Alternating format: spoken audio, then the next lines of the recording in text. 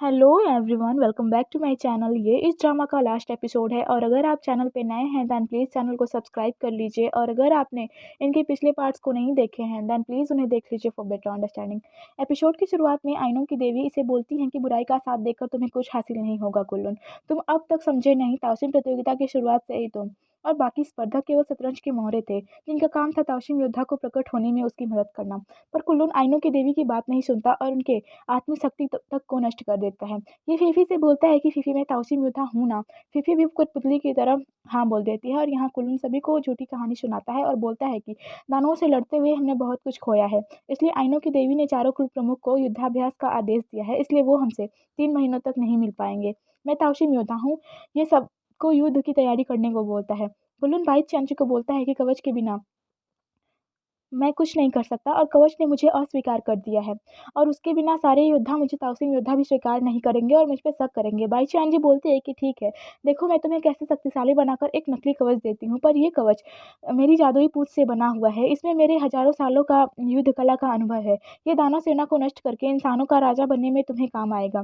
3 दिन बीत चुका था। जैंगलिंग को ना ही होश आया था और ना ही प्रकृति की देवी की इस पर कृपा हुई थी। तभी जैंगलिंग के लिए सारे जीव प्रकृति से इसे बचाने की प्रार्थना करने लगते हैं। महारानी लिंगियो को भी एहसास हो जाता है कि जैंगलिंग ही असली ताउसिंग योद्धा है, इसलिए वो जंगल के जीव तक भी जैंगलिंग के लिए प्रार्थना कर रहे हैं और प्रकृति इनकी प्रार्थना सुन भी लेती है। ये ना सिर्फ जैंगलिंग को ठीक करती हैं बल्कि उसे अपनी शक्ति देने के लिए उसे अपने साथ भी ले जाती हैं। ल्यूली की हालत नाजुक होने लगती है।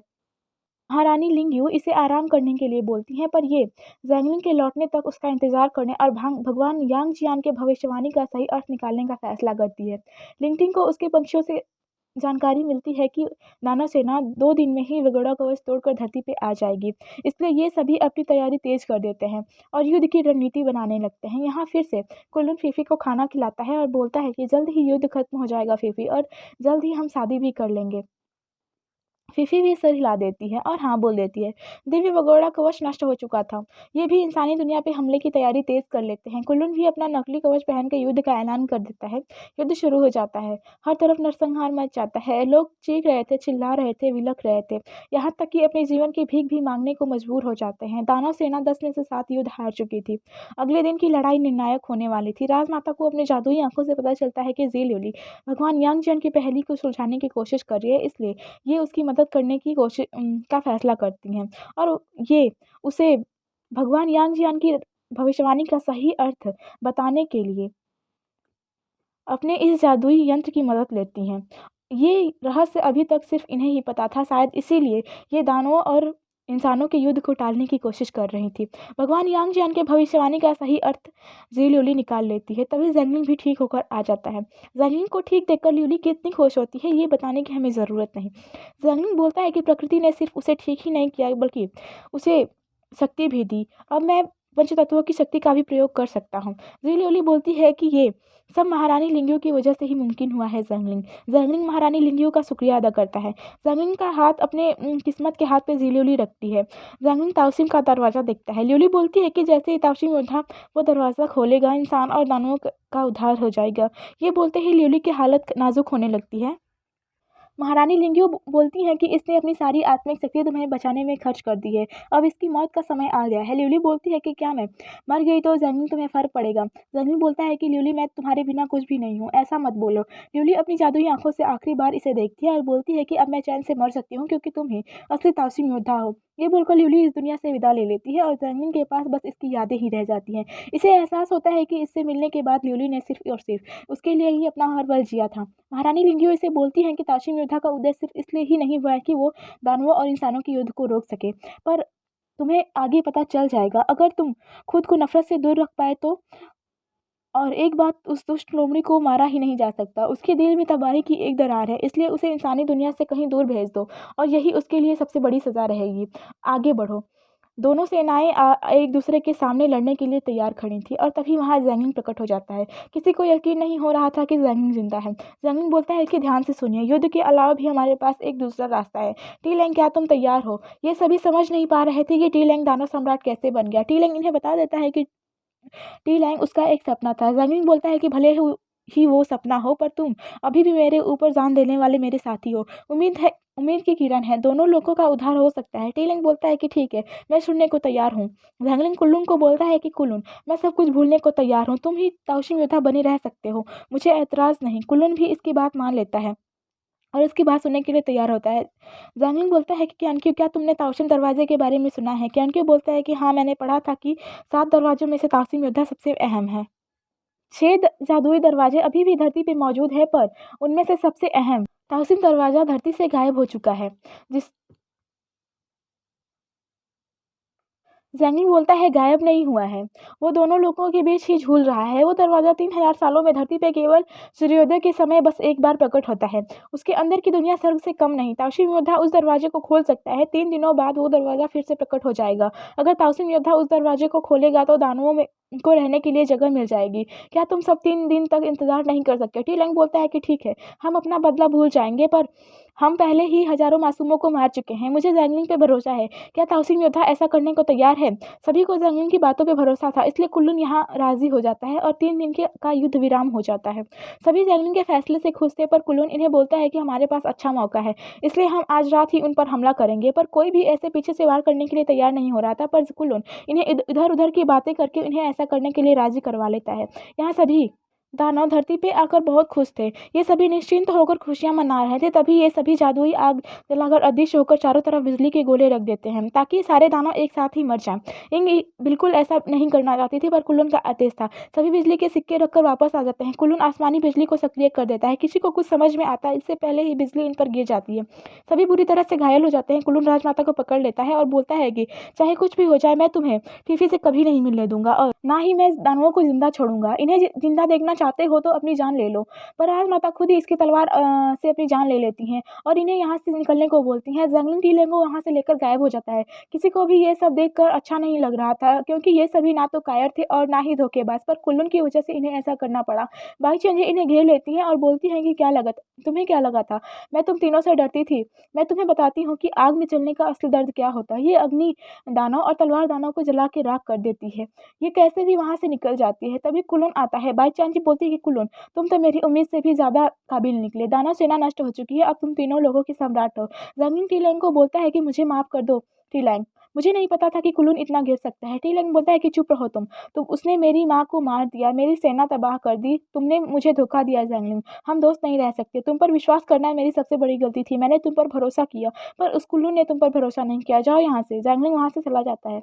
यहाँ कुल्लू फिफी से बोलता है कि दूसरा युद्ध खत्म हो चुका है फिफी, मैं जीत गया हूँ, लेकिन अभी भी वो दोनों जिंदा हैं। मुझे डर है कि कहीं वो हमें अलग ना कर दे। हमें तुरंत शादी कर लेनी चाहिए। क्या तुम तैयार हो? फिफी फिर से हाँ बोल देती है। लिंकिन को अपने पंक्षियों से कुछ जानकारी मिलती है। सुबह हो जाती है। टीलैंग के पास अब केवल 800 सैनिक बचे थे, इसलिए ये इन्हें दानव लोग भेजकर सेना तैयार करने को बोलता है। तभी लिंक्टिन के पक्षी टीलैंग को एक संदेश देते हैं। सब तभी जंगली भी वहां आ जाता है। टीलैंग इसे वो खत दिखाता है और बोलता है कि लिंक्टिन ने हमें संदेश दिया है कि कुल्लू ने चारों कुल प्रमुख को बेहोश करके उन्हें अपने हिरासत में ले लिया है। उसने उस लोमड़ी से हाथ मिला लिया है और अब वो दोनों तीनों लोगों पे राज करने की योजना बना रहे हैं। कल कुल्लू फिफी से शादी करने वाला है। मैं उस कुल्लून से फीफे की शादी बिल्कुल नहीं होने दूंगा। जंगलिंग बोलता है कि क्यों ना हम फिर से एक दल बनकर मुकाबला करें। टीलैंग मान जाता है। यहाँ फीफी दुल्हन बनकर तैयार हो जाती है और यहाँ दानव सम्राट टीलैंग अपने पुराने गेटअप में आ जाता है। शादी की तैयारी पूरी हो जाती है। ये दोनों भी जादुई आग की मदद से अदृश्य होकर आश्रम में घुस जाते हैं। फीफी को शादी के लिए लाया जाता है। फीफी को इस तरीके से देखकर जंगलिंग को कैसा लग रहा था, ये हमें बताने की जरूरत नहीं। ये दोनों सबसे पहले चारों कुल प्रमुख के पास जाते हैं। टीलैंग बोलता है कि लगता है कुल्लू ने इनके दिमाग को बंद कर दिया है, जैसे उसने फीफी के साथ किया है। जंगलिंग अपने पंचतत्वों की शक्ति से इन्हें लोमड़ी के जादू से इन्हें आजाद करवा देता है। तभी ताई गुरु इनकी शादी को रोकते हैं और बोलते हैं कि ये गद्दार है, इसने बाई चांजी से हाथ मिला लिया है, पकड़ो इसे। तभी ये बाई चांजी आती है और बोलती है कि आज मेरे कुल्लून की शादी है, अच्छा हुआ तुम सब इसे आशीर्वाद देने आ गए। इस शादी को तुम सब नहीं रोक सकते। ये फिर से अपने लाल जादुई आंखों का कमाल करती है और कुल्लून को और फीफी को वहां से लेकर गायब हो जाती है। ये इससे बोलती है कि तुम क्यों उदास हो रहे हो कुल्लून? गुरुदेव कुल्लून बोलता है कि गुरुदेव और बाकियों को सब कुछ पता चल गया, सब खत्म हो गया। बाईचांद जी बोलते हैं कि तुम्हें पता है डर पे काबू कैसे पा जाता है। ज़ैंगलिंग टीलैंग की चिंता मत करो, उन्हें तो फीफी ही संभाल लेगी। और ये फीफी को पूरी तरह से कुल्लून के जैसे ही बना देती है और बोलती है कि अब तुम और फीफी इन्हें हरा सकते हो। और रही बात बाकियों की तो मैं उन्हें संभाल लूंगी। अपनी पूंछ से बनी गेंदों से ये इन पे हमला कर देती है। यहाँ फीफी बैठी रो रही थी। ज़ैंगलिंग फीफी के पास आता है पर फीफी तो अपने होश में ही नहीं थी। ये तुरंत ही ज़ैंगलिंग पे हमला कर देती है पर ज़ैंगलिंग वहाँ बच जाता है। फीफी दर्द के मारे तड़पने लगती है। ज़ैंगलिंग को लगता है कि शायद फीफी ठीक हो रही है, इसलिए ये इसके करीब जाता है। पर फीफी नाटक कर रही थी। मौका देकर ये फिर से ज़ैंगलिंग पे हमला करती है। हमला बहुत तेज़ था। तभी ज़ैंगलिंग को बचाने के लिए टीलैंग बीच में आ जाता है और तलवार टीलैंग को लग जाती है। फीफी को होश आ जाता है। फीफी बोलती है कि मैंने ये जानबूझकर नहीं किया टीलैंग, मुझे माफ़ कर दो। ज़ैंगलिंग बोलता है कि मैं तुम्हें पंचतत्वों की शक्ति से ठीक कर दूँगा टीलैंग। टीलैंग बोलता है कि बहुत देर हो चुकी है ज़ैंगलिंग, तुम मेरे जीवन में मेरे दोस्त बनकर आए। मेरा जीवन सफल हुआ, लेकिन मरने से पहले तुम मेरा एक आखिरी काम करो, मेरे लिए दानव का उद्धार करना। पहले हुई अनहोनियों को कभी मत होने देना ज़ैंगलिंग। ज़ैंगलिंग बोलता है ठीक है, मैं वादा करता हूँ। और यहीं टीलैंग की मौत हो जाती है और तभी कुल्लून फिर से ज़ैंगलिंग पर अपनी पूरी आत्मिक शक्ति से हमला करता है, पर इसे बचाने के लिए फीफी पूरा वार अपने ऊपर ले लेती है। ज़ैंगलिंग तुरंत फीफी के पास पहुँच जाता है। से फीफी ये तावीज़ ज़ैंगलिंग को देती है और बोलती है कि तुम मुझसे वादा करो ज़ैंगलिंग कि तुम मेरे ना रहने पे तुम कभी भी जो कुछ हुआ उसके लिए कभी भी तुम कुल्लून को दोषी नहीं मानोगे, उसे दोषी नहीं मानोगे। वो अपने होश में नहीं है। अब ज़ैंगलिंग वादा करता है और फीफी की भी मौत हो जाती है। तब भी कुल्लून बोलता है कि तुम अगर नहीं आते तो अब तक हमारी शादी हो गई होती। तुम्हारी वजह से फीफी मर गई। ज़ैंगलिंग बोलता है कि हाँ, मेरी गलती ही है। अगर मैं सही वक़्त पे इसे अपने प्यार का इज़हार करता तो और सही वक़्त पे तुम्हें रोकता तो ऐसा बिल्कुल नहीं होता कुल्लून। ये आगे बढ़ने लगता है पर फीफी ने अभी भी इसका हाथ कस के पकड़े हुआ था। इसे तलवार गुरु अपने कवच के दानव और महारानी लिंगू की बातें याद आने लगती हैं कि उसे अपनी संवेदना पे काबू पाना ही होगा। ज़ैंगलिंग अपनी तलवार फेंक देता है और अपनी पूरी संवेदना को जागृत करता है। संवेदना के जागते ही पांचों कवच के टुकड़े खुद ही इसे स्वीकार कर लेते हैं। ये कुल्लून को बोलता है कि तुम हर हाल में जीतना चाहते हो कुल्लून। नहीं, तुम ताउसिम योद्धा के असली नक्षत्र को नहीं जानते। अपनी जिद को छोड़ दो। तुम्हारा जिद ही तुम्हारे लिए सब कुछ है। तुम्हारी जिद ने फीफी की जान ले ली। तुम पर भरोसा करने वालों को तुमने धोखा दिया। यहाँ तक कि अपने गुरु ताई को भी तुमने नहीं छोड़ा। पर कुल्लून फिर से इस पर हमला करता है पर ज़ैंगलिंग इसे रोक देता है। यहाँ कुल्लून पूरी तरह से घायल होकर आता है। बाईचांद जी बोलती है कि मैं चाहती थी कि तुम्हारे गुरु मेरे सामने घुटने टेक दे कुल्लून, पर ये हार मानने को तैयार नहीं, इसलिए इन्हें मरना ही होगा। कुल्लून बोलता है कि रुको, रुक जाओ, मेरे गुरु को मत मारो। पर बाईचांद जी इसे पीछे ढकेल देती है और बोलती है कि तुम भी कायर निकले। ये ताई गुरु पे हमला करती है, इसलिए कुल्लून अपनी पूरी शक्ति से इस बाईचांद जी के 9 पूंछ को ही काट देता है। बाईचांद जी बुरी तरीके से शक्तिहीन हो गई थी क्योंकि इसकी पूंछ ही इसकी असली शक्ति थी, पर यह कुल्लून को भी घायल कर देती है। आखिरी वक्त में कुल्लून कुछ बोल तो नहीं पाता, पर इसके चेहरे पे पश्चाताप ताई गुरु को साफ दिख रहा था। कुल्लून की भी मौत हो जाती है।